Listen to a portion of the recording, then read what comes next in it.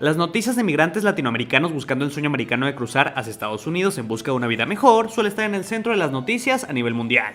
Los políticos estadounidenses hablan de levantar muros y le exigen a México un esfuerzo mayor para evitar que más personas indocumentadas lleguen a su país.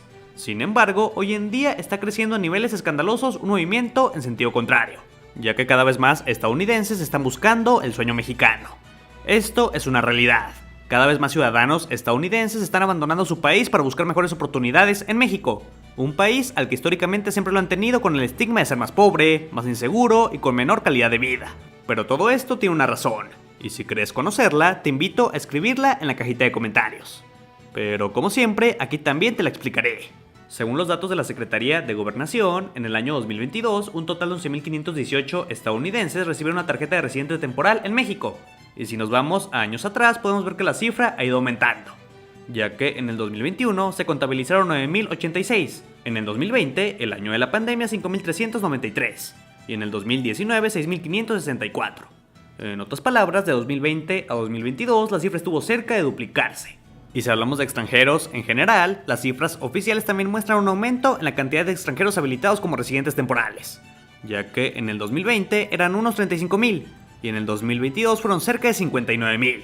Y si combinamos permisos temporales y permanentes de estadounidenses, en el 2022 se dieron 19.122, el más alto desde el 2013, cuando el conto alcanzó 20.374. Es bien sabido que Estados Unidos se la pasa enviando alertas a sus ciudadanos para que no viajen a México, debido en gran medida a la violencia que se vive en este país. De manera concreta, el Departamento de Estado de Estados Unidos recomienda a sus ciudadanos no viajar a 6 de los 32 estados mexicanos, debido principalmente a la delincuencia y los secuestros. Estos son Colima, Guerrero, Michoacán, Sinaloa, Tamaulipas y Zacatecas. Pero a pesar de esto, 1.018 de los ciudadanos que obtuvieron su permiso en 2022 viven en estos territorios, lo que supone el 5.32% del total de estadounidenses que lo obtuvieron. De los 32 estados con los que cuenta México, los ciudadanos estadounidenses que cuentan con una nueva tarjeta de residencia optaron por localizarse en la Ciudad de México, Jalisco y Quintana Roo. 3 territorios que acumulan casi el 50% del total. Las razones son diversas, pero un factor en juego para los estadounidenses es el aumento del costo de vida en su país, ya que en 2022 registró su peor índice de inflación en 40 años. Los costos cada vez mayores de la compra y alquiler de vivienda, así como de la comida y los servicios, han llevado a muchos de ellos a instalarse sobre todo en la Ciudad de México. La mayoría de los estadounidenses que deciden vivir aquí son nómadas digitales, que son básicamente profesionales que trabajan de forma remota a través de internet, lo que les permite hacerlo desde cualquier lugar en el mundo. Y los estadounidenses están eligiendo sobre todo esta ciudad, ya que de esa forma su dinero puede rendir más, ya que siguen ganando en dólares, pero los gastan en un país mucho más barato que el suyo. The Economist, que todos los años publica el listado de las ciudades del mundo más caras para vivir, incluyó el año pasado a 22 ciudades estadounidenses, entre un total de 172, entre las que estaban Nueva York, California, Portland, Boston, Chicago y Charlotte. La Ciudad de México se sitúa en el puesto 43 de la lista de The Economist, o sea, relativamente lejos de las más caras, pero tampoco una de las más baratas para vivir, y según la misma publicación, su costo de vida subió 7 puestos en este ranking. Pero a nivel Latinoamérica es la 11ª más cara para vivir, siendo más barata que otras capitales de la región, como Buenos Aires, Montevideo, Lima y Quito, y también más barata que gigantes como Río de Janeiro y Sao Paulo. Y bueno, volviendo con la migración de estadounidenses en México, aquí solo contamos a los que están legalmente, pero es bien sabido que hay muchísimos jóvenes que viven aquí en calidad de turistas, y sus razones son exactamente las mismas. No es tanto que les encante México, sino que es un país barato, en el que pueden vivir mucho mejor comparado con su país. Pero esto claramente trae un problema: la gentrificación. La gentrificación se refiere a una transformación urbana en donde se prioriza el interés del mercado. El problema viene cuando el proceso implica desplazar o sustituir a la población que ahí radica por otra con mayor poder adquisitivo, provocando que los alquileres, la comida o los servicios de salud aumenten sus costos y solo sean asequibles para un porcentaje mínimo de la sociedad.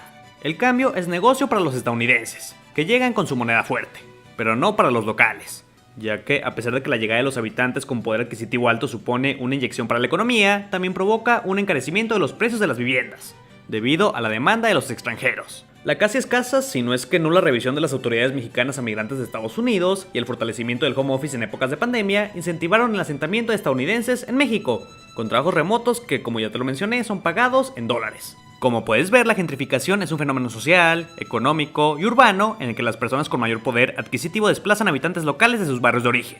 En el caso de la Ciudad de México, podemos ver que colonias como la Condesa y la Roma han sido zonas preferidas para los nómadas digitales, debido a la calidad de sus servicios habitacionales y su ubicación privilegiada.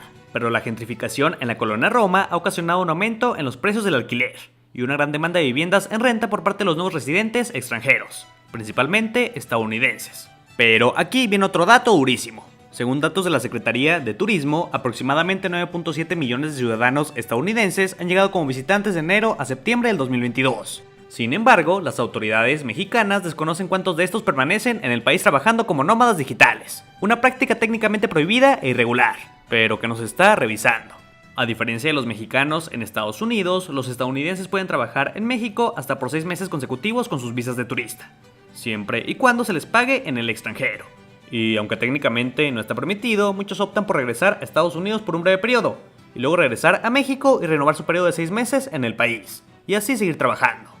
Por lo que realmente para ellos es muy fácil trabajar en México de manera medio ilegal, aunque al gobierno mexicano realmente no le importa mucho. Incluso el propio secretario de Relaciones Exteriores de México, Marcelo Ebrard, reconoció en 2019 que gran parte de los norteamericanos residiendo en México podrían estar en calidad de indocumentados. Pero aún así dijo que el gobierno ha demostrado poco interés en resolverlo. Aunado a ello, señaló que dicho flujo comenzaba a convertirse en un fenómeno cultural importante para el país, casi como el de la comunidad mexicana en Estados Unidos. Pero la realidad es que actualmente la gentrificación ha tomado fuerza en la agenda pública, donde se ha exigido regulación de esa problemática, ya que ha aquejado a la población no solo de la Ciudad de México, sino de otras ciudades como Guadalajara, Puerto Vallarta, San Miguel de Allende, Monterrey y Chihuahua, causando un alza escandalosa en el precio de las viviendas y sus rentas. Sin embargo, las autoridades mexicanas han hecho caso casi omiso de los reclamos, y en su lugar se han dicho orgullosos de que extranjeros lleguen a vivir a México, especialmente a la capital. E incluso el presidente Andrés Manuel López Obrador se ha mostrado contento de que cada vez más extranjeros decidan vivir aquí, y afirma que nunca estaría en contra de los migrantes. Incluso el gobierno mexicano ha impulsado iniciativas para potenciar el turismo cultural, a fin de incrementar el número de nómadas digitales residiendo en México, algo que ciertamente ha causado polémica.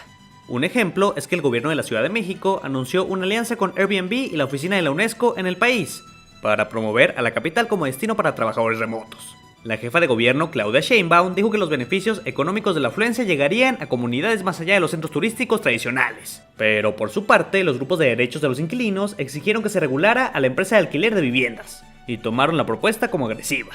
Y por si fuera poco, parece que el sueño mexicano no solo está presentando una oportunidad para los estadounidenses, ya que la población de canadienses también ha crecido en México. Hasta septiembre del 2022, 2.042 canadienses obtuvieron permisos de residencia temporal en todo el país, lo que representa un aumento del 137% con respecto al mismo periodo en 2019.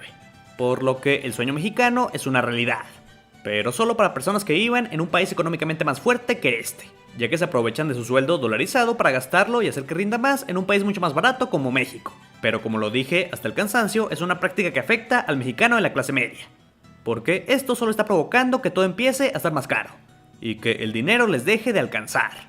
Y algo que también merece ser analizado es la diferencia de cómo México recibe a los ciudadanos estadounidenses, y cómo el gobierno estadounidense recibe al mexicano. El sistema de inmigración en México está diseñado para atraer a ciudadanos estadounidenses de la manera más fácil y rápida posible, mientras que el sistema de inmigración en Estados Unidos está destinado a disuadir a los mexicanos que buscan entrar irregularmente al país. Algo que vale la pena analizar y reflexionar. Pero la opinión más importante la tienen ustedes, inversionistas. ¿Qué opinan sobre esta situación? ¿Opinan que la gentrificación tiene más ventajas que desventajas? Déjenme saber su opinión en la cajita de comentarios. Y si el video les gustó, les agradecería mucho que le dieran pulgar arriba y lo compartieran con sus amigos, para así poder llegar a más personas. Cuídense mucho y nos vemos pronto.